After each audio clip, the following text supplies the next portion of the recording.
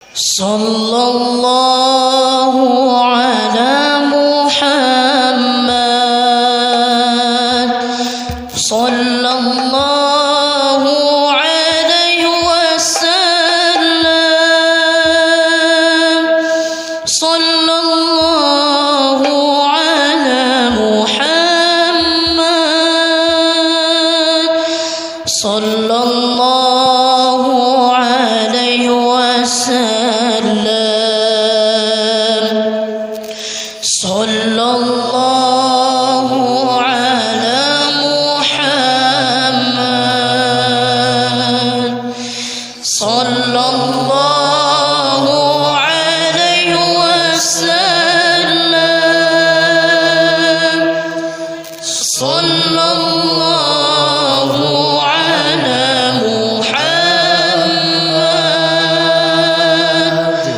sallallahu alaihi wasallam.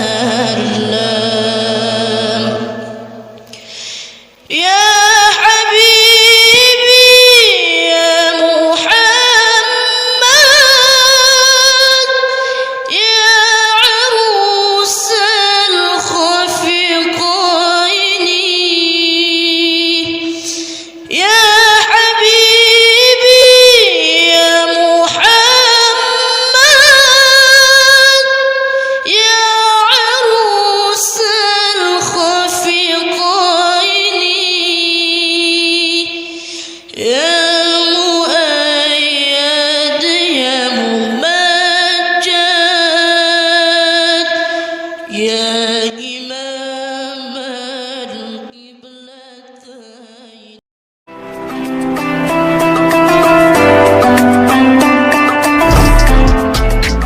لا يحويه مكان ولا يجري عليه زمان.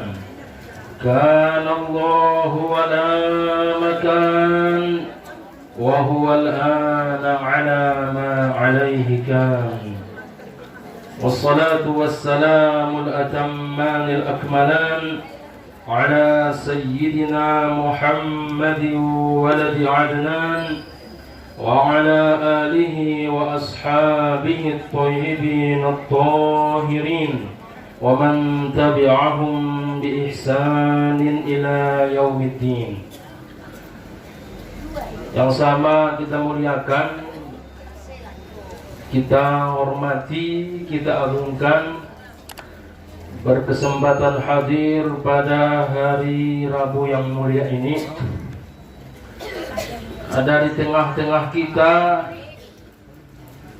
seorang Syekh Al-Habib. Al-Habib artinya Habib. Dalam bahasa Indonesia, keturunan Rasulullah sallallahu alaihi wasallam biasa disebut dengan istilah Habib. Jadi beliau adalah min dzurriyyatir Rasul dari Al-Hasani, termasuk dari zuriat keturunannya Rasulullah sallallahu alaihi wasallam dari jalan Al-Hasani.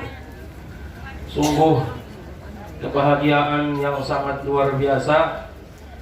Mohon ayahuma di tengah-tengahon adong dohot bersama hidasan nari orang yang mengalir padanya darah Rasulullah sallallahu alaihi wasallam. Beliau ini adalah keturunan Rasulullah Al-Hasani yang kami perkenalkan sedikit. Namanya adalah Asy-Syaikh Thariq Ghannam hafizahullah ta'ala wa ra'ah. Jadi ayahuma beliau adalah khirij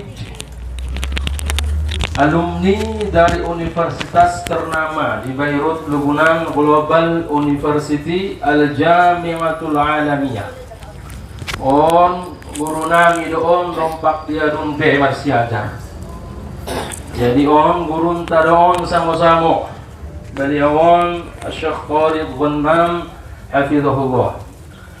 Jadi di Indonesia termasuk beliau adalah mursyid, pimpinan dari sebuah yayasan Namargora Syahamah yang on pernah dong di Jakarta. Maka pada kesempatan non roh hadir bersama kita di perpustakaan non. Mudah-mudahan on maroban barokah di kita sudena, amin ya rabbal alamin. Kita mohonkan semoga beliau Syekh Thariq Ghannam diberikan umur yang panjang, kesehatan, diberkahi rizkinya, keluarganya, dimudahkan semua urusannya, amin ya rabbal. Dan semoga kita semua nanti akan mendapatkan ya ilmu yang bermanfaat yang disampaikan oleh beliau. Gimana kira-kira? Buat orang lebih mumak? Serius sudah? Ulang buat modong. Orang mangida keturunan Rasulullah meson di tengah-tengah tabuha. Sian dalui senangkin Al-Hasani. Cucu Rasulullah adong Husain, adong Hasan, maka beliau adalah dari jalur Al-Hasan. Begitu juga yang sangat kita muliakan Bapak Mudir pimpinan Ponpes Mustatoya Purwobaru beserta keluarga Adirison Ompung Soniju sudah ayah-ayah nami, umat-umat nami son biasa di pengajian hari Rabu. Jadi harapan nami, mari sama-sama kita tamion dengan paparan di beliau tentang kajian, insyaallah mangkan nadilehan kita di hari Rabu sadarion. So mudah-mudahan ada menggunakan untuk bagas tema bermanfaat, tadong ilmunta, dapat mudah-mudahan mampu itanian mengamalkan la amin ya rabbal alamin.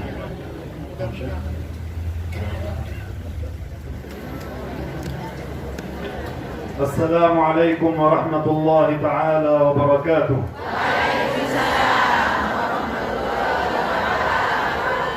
بسم الله الرحمن الرحيم. الحمد لله رب العالمين، وصلى الله وسلم على سيدنا محمد أشرف المرسلين وحبيب رب العالمين، وعلى آله وأصحابه الطيبين الطاهرين، ومن تبعهم بإحسان إلى يوم الدين. اللهم علمنا ما ينفعنا وانفعنا بما علمتنا وزدنا علما يا رب العالمين، ونعوذ بك من حال أهل النار. أما بعد، إخواني وأخواتي، أذكر نفسي وإياكم بإخلاص النية لله تعالى بالاشتغال بعلم الدين، لأن رسول الله صلى الله عليه وسلم يقول: إنما الأعمال بالنيات وإنما لكل امرئ ما نوى. Setelah guru kita Syekh Thariq Ghannam hafizahullah ta'ala memuji Allah subhanahu wa ta'ala, kemudian berselawat dan salam kepada Rasulullah sallallahu alaihi wasallam, keluarga sahabat beliau sekalian, lalu beliau mendoakan semoga Allah subhanahu wa ta'ala memberikan kepada kita tambahan ilmu pengetahuan, amin. Kemudian semoga diberikan kepada kita ilmu ini, ilmu yang bermanfaat sehingga kita mampu mengamalkannya, amin. Setelah itu beliau pun mengingatkan kepada kita semua, wahai saudara-saudaraku, kata beliau, wahai saudari-saudariku, saya mengingatkan diri saya pribadi dan seluruhnya, marilah kita meniatkan, mengikhlaskan niat belajar ini karena Allah subhanahu wa ta'ala, menyibukkan diri untuk mengkaji, menuntut ilmu agama karena Allah. Beliau menyampaikan agar kita mengikhlaskan niat bersandarkan kepada hadisnya Rasulullah sallallahu alaihi wasallam, innamal a'malu binniyat, yang maknanya amal-amal soleh yang kita kerjakan, yang kita laksanakan agar ini diterima oleh Allah Subhanahu wa taala, maka hendaknya dibarengi dengan niat yang ikhlas. قال رسول الله صلى الله عليه وسلم أفضل الأعمال إيمان بالله ورسوله.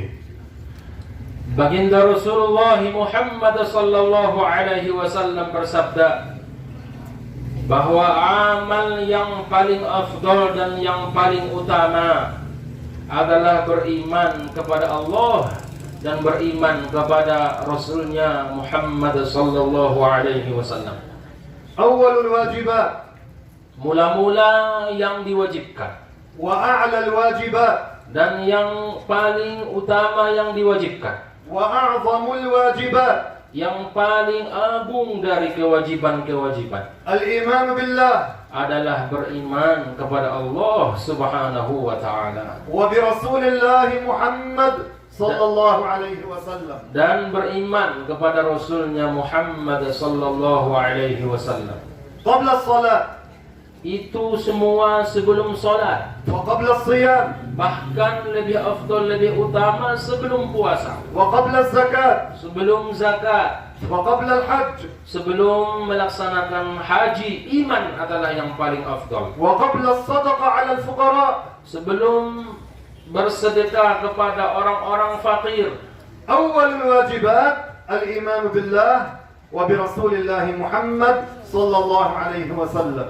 Maka yang mula-mula yang diwajibkan, kewajiban yang pertama kali ya adalah untuk kita adalah beriman kepada Allah dan kepada Rasulnya sallallahu alaihi wasallam.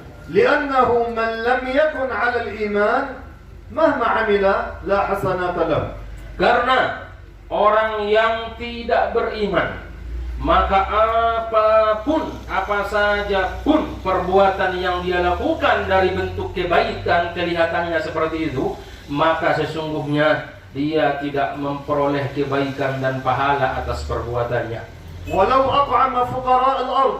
Walaupun seandainya dia memberikan makanan kepada orang-orang fakir sedunia, وبنى المستشفيات وجعلها مجانية للفقراء. walaupun dia membangun rumah sakit yang banyak dan diberikan gratis untuk orang-orang yang fakir semuanya berobat di rumah sakit tersebut. إذا لم يكن على الإيمان Kalau dia tidak beriman, ليس له ذرة من حسنة. maka dia tidak akan memperoleh kebaikan walaupun satu biji sawi. لأن الله تعالى جعل شرطا لقبول الأعمال الصالحة وهو أن يكون الإنسان على الإيمان. Karena Allah Subhanahu wa taala menjadikan syarat agar diterima amal soleh dari seseorang, dari manusia ini, dia mesti beriman kepada Allah, kepada Rasulnya sallallahu alaihi wasallam. فما معنى الإيمان بالله؟ Lalu apa pengertian beriman kepada Allah? التصديق القلبي أن الله تعالى موجود.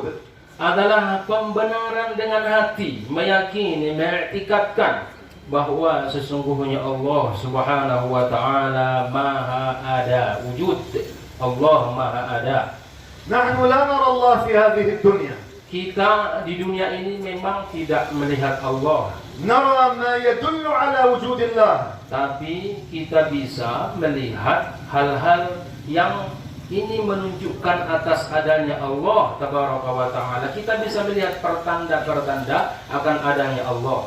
كل ما في هذا العالم يدل على وجود الله. Maka segala sesuatu yang ada di alam ini itu semua adalah ya dalil petunjuk akan adanya Allah Subhanahu wa taala. وهذا ما ذكره صاحب البراهين الذي يدرس في المعاهد في إندونيسيا. Dan inilah yang disebutkan pada kitab yang bernama Ummul Barahin, yang disebutkan oleh muallifnya, kitab Ayah Umar. Kitab ini yang diajarkan di ma'had-ma'had pesantren-pesantren di Indonesia dan kita pesantren Mustafawiyah di kelas 7. العالم يدل على وجود الله. Maka alam, segala sesuatu selain Allah itu menjadi petunjuk akan adanya Allah Subhanahu wa taala. الضربة لا بد لها من ضارب. Pukulan pasti ada yang memukulnya. الفعل لا بد له من فاعل. Adanya perbuatan pasti ada yang memperbuatnya. البناء لا بد له من بناء. Bangunan-bangunan pasti ada yang membangunnya. الكتابة لا بد لها من كاتب. Tulisan-tulisan yang kita lihat pastinya ada yang menulisnya.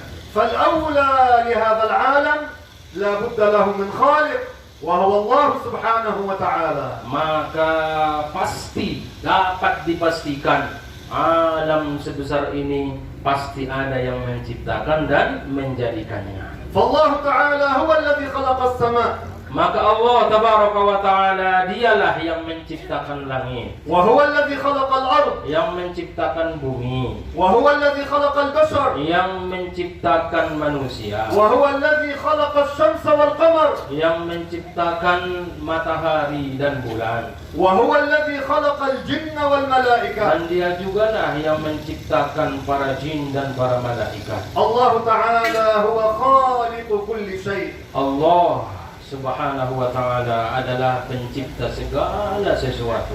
وعرفنا أن اسم الخالق الله من طريق الأنبياء. Kita mengetahui nama pencipta alam Allah. Dari mana kita tahu nama pencipta alam adalah Allah? Melalui para nabi, mereka yang menyampaikan dan mengajarkannya. فإذا نحن لا نرى الله في هذه الدنيا. Ya, dan kesimpulannya kita tidak bisa melihat Allah, kita tidak bisa melihat Allah di dunia ini, di bumi ini.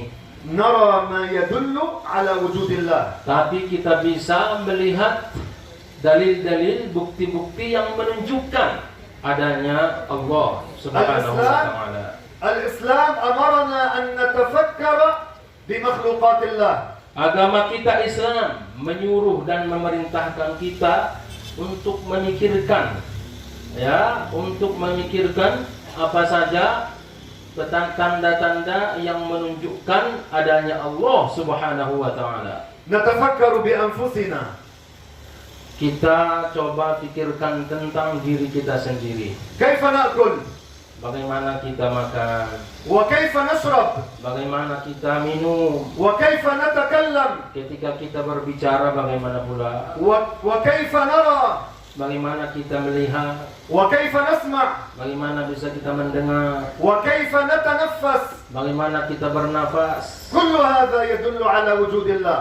Ini semua adalah tanda, bukti, ya, menjadi dalil akan adanya Allah Subhanahu wa Ta'ala. تأملوا معي في مسألة الطعام فقط.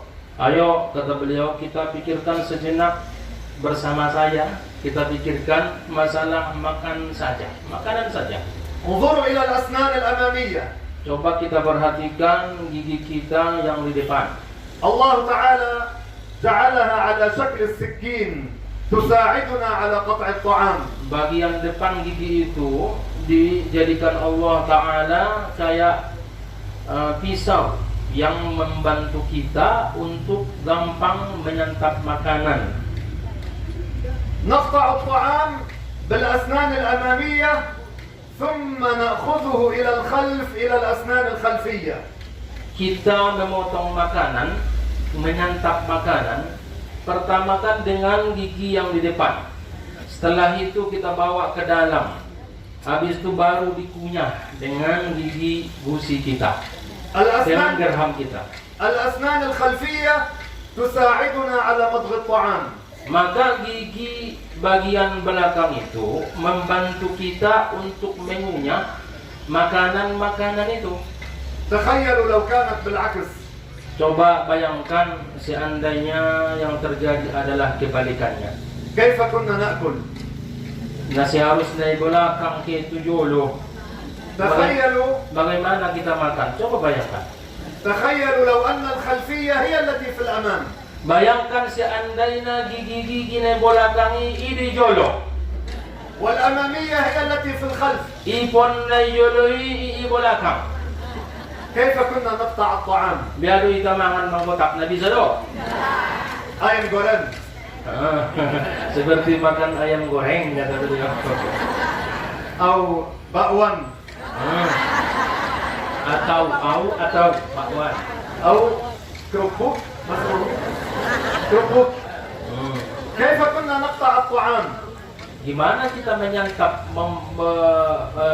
menghantam makanan itu, menggotak tanpa ipon ng kinanin ciptaan Allah di kita. ثم لنتفكر بعد بمسألة الطعام.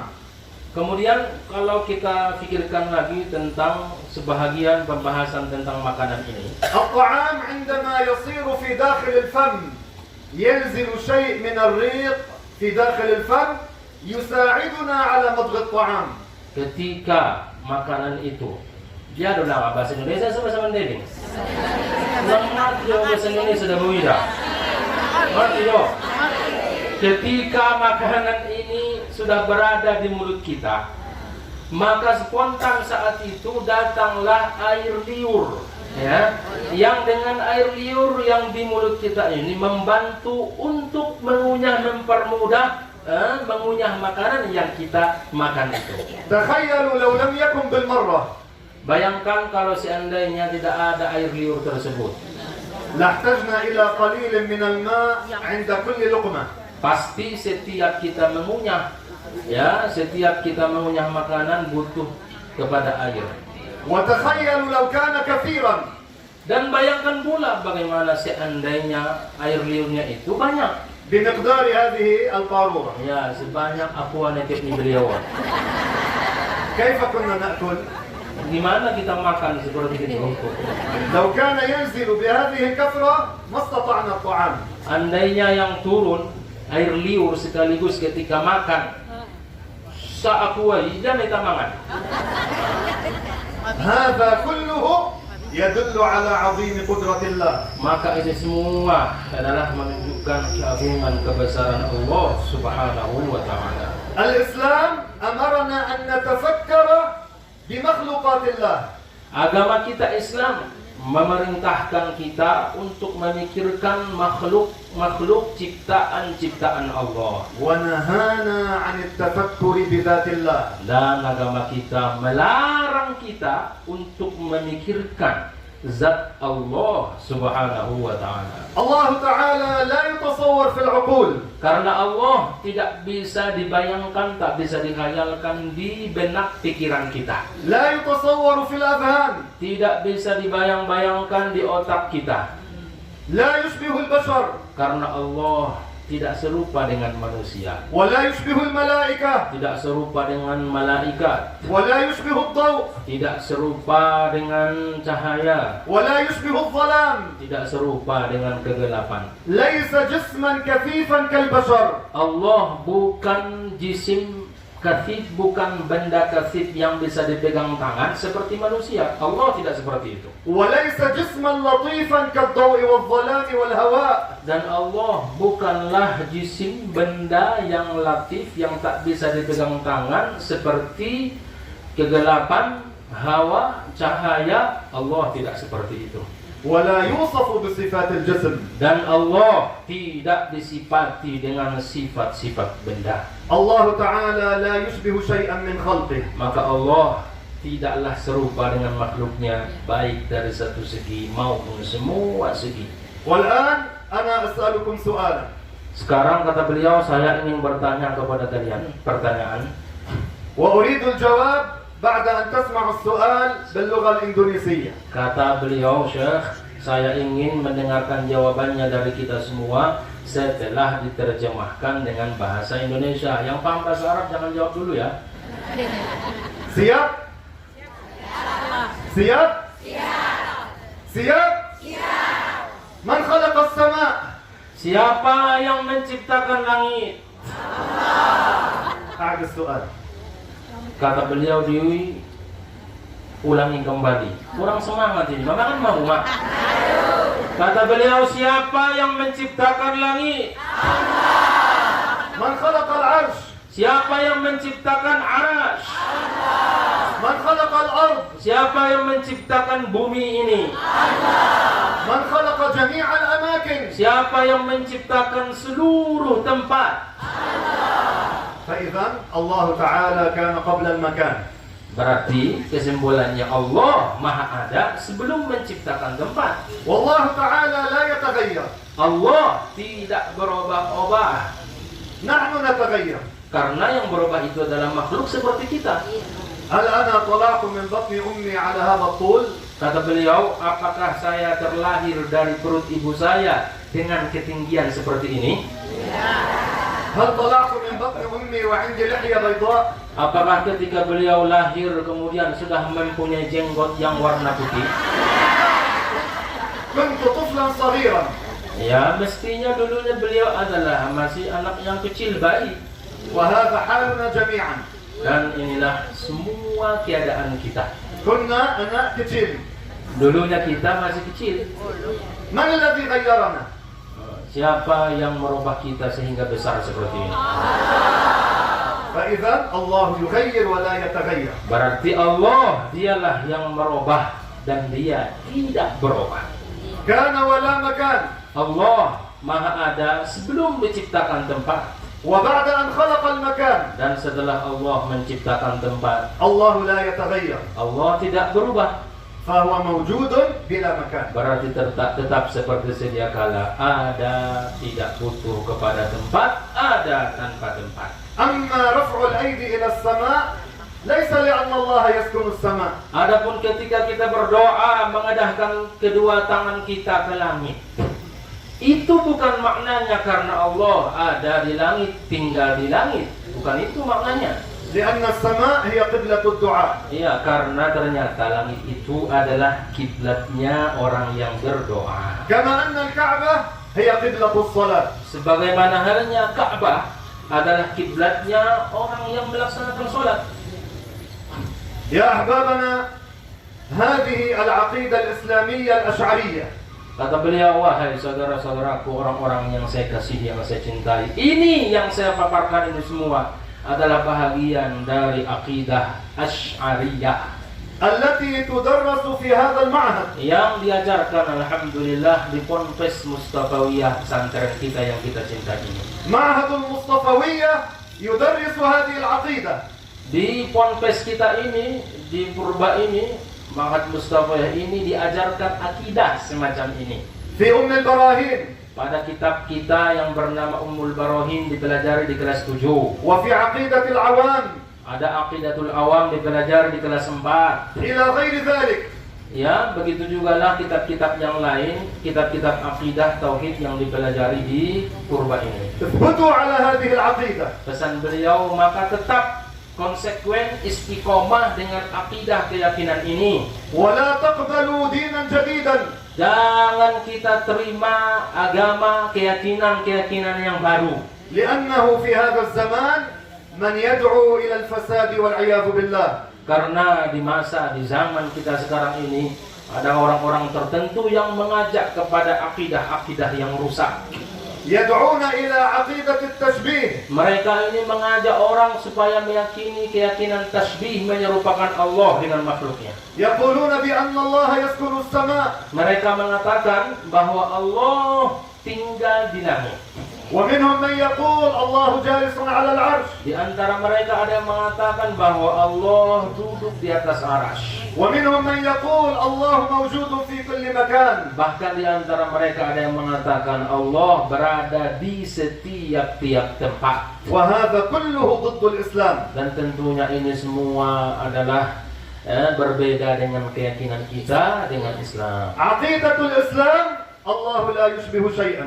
Akidah Islam, keyakinan kita dalam beragama Islam ini bahwa Allah tidaklah serupa dengan apapun. موجود بلا كيف ولا مكان. Allah ada, tidak disifati dengan sifat-sifat makhluk dan tidak bertempat ولا جهة. dan tidak berada pada arah. كما جاء في القرآن في قوله تعالى ليس كمثله شيء وهو السميع البصير. Sebagaimana akidah kita ini yang difirmankan oleh Allah pada firman-Nya, Laisa kamitslihi syai' wa huwas samiul basir. Allah tidaklah serupa dengan sesuatu apapun dari makhluknya, baik dari satu segi maupun semua segi, dan Dia Maha mendengar lagi Maha melihat. وهنا سؤال مهم. Nah, sekarang ini ada pertanyaan penting, kata beliau. قد يسألني أحدكم Bisa saja ada salah seorang dari kita bertanya kepada beliau, kepada Syekh, أيها الشيخ، طالما هذه العقيدة تدرس في معهدنا في المصطفوية، لماذا ذكرتها من جديد؟ kalau andainya ada salah seorang di antara kita yang bertanya, ayuhas Syekh, oh Tuan Guru, bukankah akidah yang dipaparkan ini semua telah diajarkan dan dijelaskan pada ma'had ponpes kita? Lalu kenapa lagi disebut-sebutkan ini, lagi diulang-ulangi begitu? لأن عقيدة التشبيه تنتشر في بلادكم. Kata beliau adalah untuk mengokohkan dan menguatkan kita dengan akidah yang benar. Karena ternyata akidah tasbih itu, keyakinan yang menyerupakan Allah dengan makhluknya, sekarang sudah mulai tersebar di Indonesia ini, di negeri kita ini. فنحن بحاجة لتذكير هذه العقيدة. Karena itulah kita sangat butuh untuk mengingatkan akidah Asy'ariyah ini. وهذه وظيفتنا جميعا. Tentunya ini bukan hanya tugas beliau saja, tapi kita semua juga. الأم التي في بيتها، Seorang ibu yang berada di rumahnya, والأب الذي في عمله، seorang ayah yang berada di pekerjaannya, والأستاذ في المعهد، seorang guru yang ada di pondoknya, ومدير المعهد، seorang pimpinan di pesantrennya, والعامل، seorang pekerja والتاجر، atau pedagang, ورجال الحكومة. atau dia yang bekerja di instansi pemerintahan, pegawai negeri umpamanya. كلنا مسؤولون عن التذكير في هذه العقيدة. Semua kita ini bertanggung jawab untuk mengingatkan akidah yang benar itu.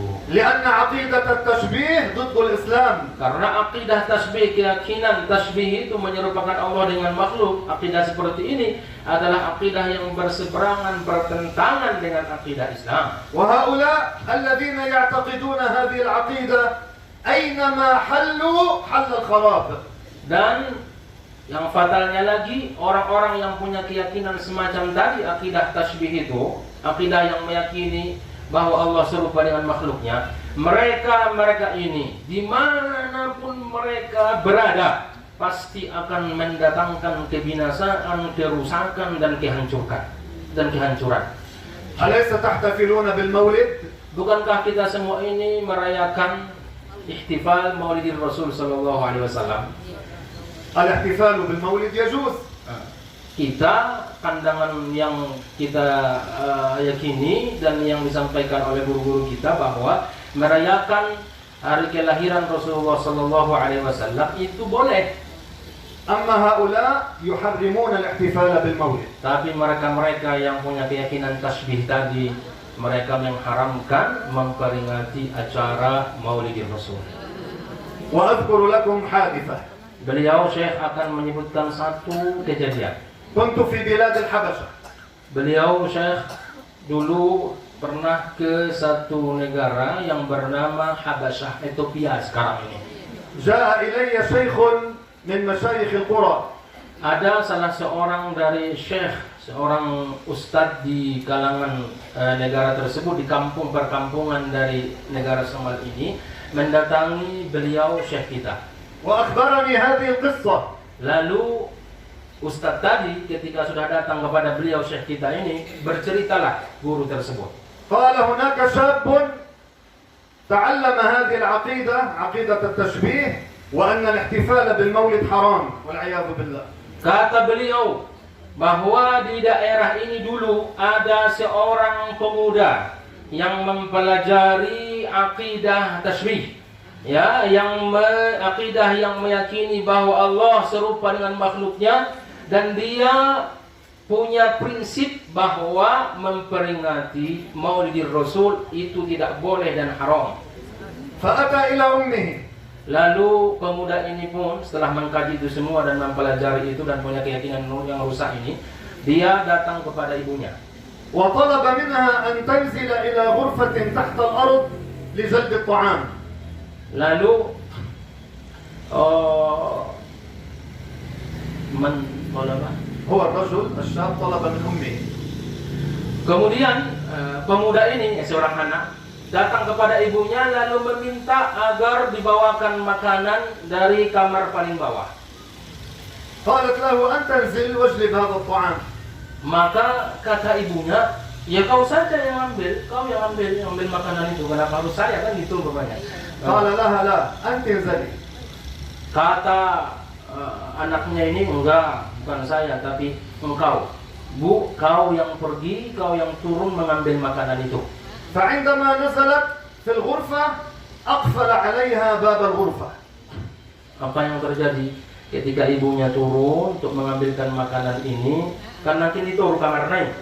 Nung masuk umak non tu kamaron dikunci anak non mangan dua. حبسها في الغرفة حتى ماتت. Tahu yang terjadi? Ikurungia umat nyon di kamar ini sampai mati. Dia memenjarakan ibunya di kamar tersebut sampai mati. قتل أمه والعياذ بالله. Maka tentunya dia telah membunuh ibunya, wal'iyadzu billah. تعرفون ما هو السبب؟ Tahu nggak kita kira-kira apa sebabnya? Kenapa dia lakukan itu kepada ibunya? لأنها تحتفل بالمولد. Alasannya adalah karena ternyata ibunya mau memperingati Maulid Rasul sallallahu alaihi wasallam. Gara-gara ini mak mati ya, maknya. لذلك أنا أدعوكم لإقامة الدورات التعليمية التثقيفية في علم أهل السنة. Karena itulah beliau selalu mengajak kita bagaimana supaya dibuat daurah pelajaran-pelajaran dengan beberapa hari tertentu umpamanya untuk mengkaji, mendalami, mempelajari ilmu agama ini, akidah kita yang benar itu. للأمهات Baik kepada ibu-ibu, وللأستاذات bahkan para guru juga, وللطالبات bahkan kepada pelajar-pelajar kita, وللأساتذة kepada masyayikh, guru-guru, وللطلاب kepada santri-santriati. حتى نتمكن بعلم أهل السنة. Itu tujuannya semua tidak lain supaya kita mantap dalam akidah Ahlus Sunnah ini, tetap beristiqomah dalam akidah Ahlus Sunnah wal Jamaah ini, حتى نحمي شبابنا supaya kita bisa menjaga, memelihara pemuda-pemuda kita, generasi-generasi kita بالعلم dengan ilmu agama tentunya, وحتى نحمي الأمهات بالعلم supaya kita juga menjaga para ibu-ibu ini semuanya dengan ilmu agama, وحتى نحمي الطالبات بالعلم supaya kita bisa menjaga ya mereka pelajar-pelajar penuntut ilmu itu dengan ilmu. علم الدين هو الحصن الذي يحمينا بإذن الله. Maka ilmu agama inilah yang sebenarnya menjaga kita dari hal-hal yang tidak baik dengan izin Allah Subhanahu wa taala. الله تعالى أمرنا أن نتعاون على الخير.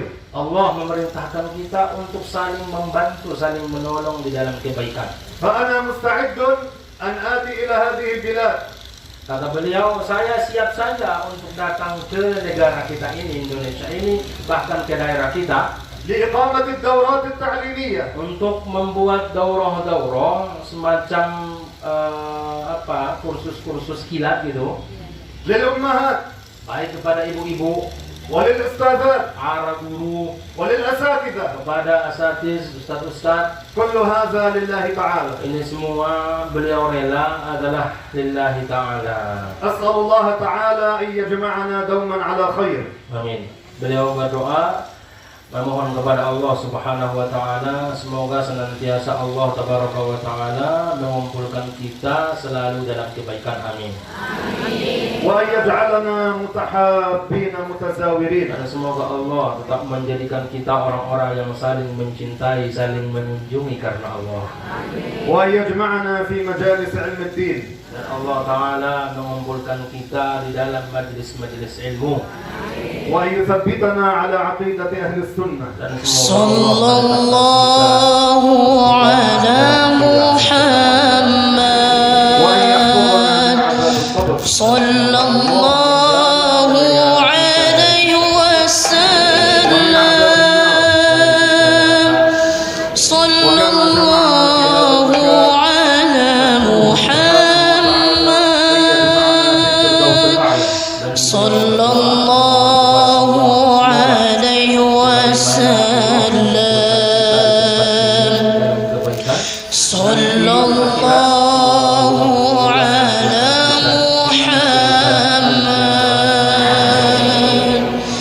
sallallahu alaihi wasallam,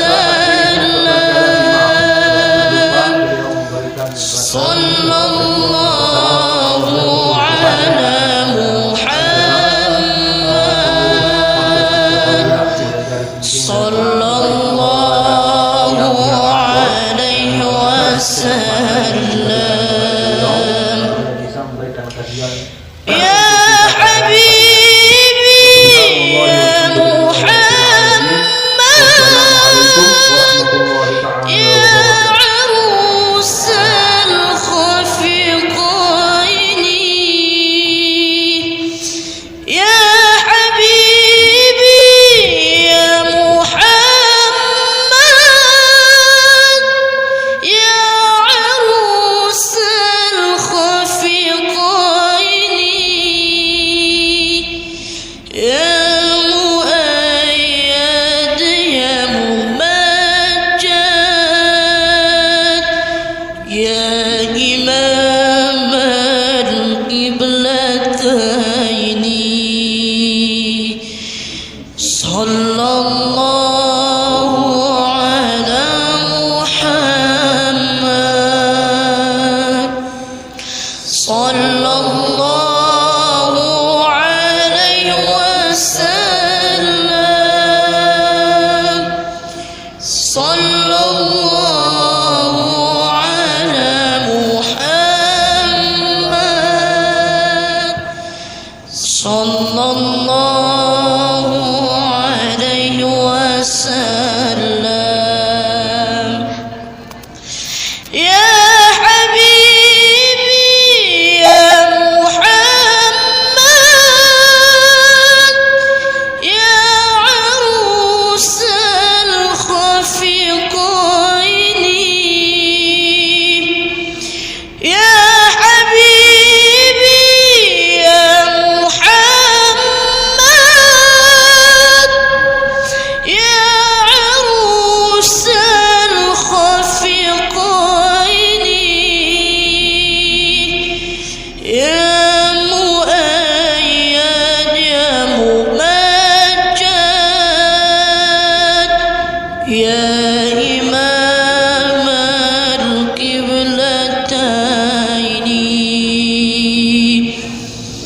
sallallahu ala Muhammad, sallallahu alaihi wasallam,